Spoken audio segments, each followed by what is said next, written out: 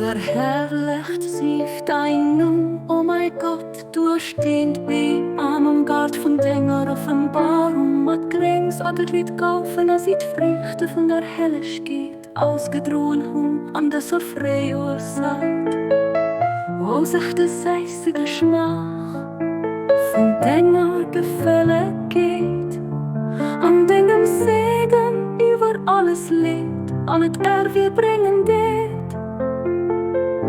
wat am Kine krijgt, von deinem an wieder auf lachen oder an am Himmel, von deinem an für einen lachen Klang, für sie vier aus bestimmt gauf.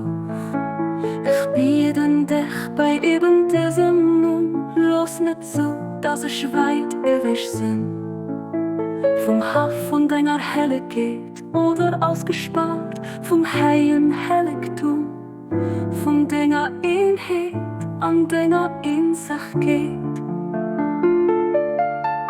Fängt auf die Feier von deiner Lebt an meiner Brust und, oh mein Gott, für das sing Flamm.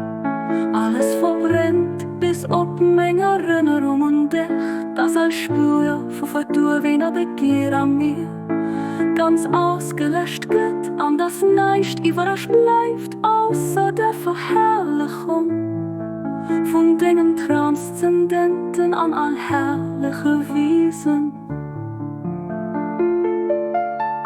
Das mein höchst Bestreben, mein brennender Wunsch, wo du den über alles herrscht, an dem Sängerhand, keine Kreisch von der ganzen Schöpfung leid.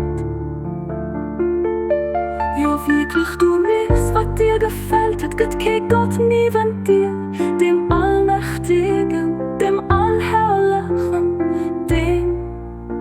den immer nichts verzeiht.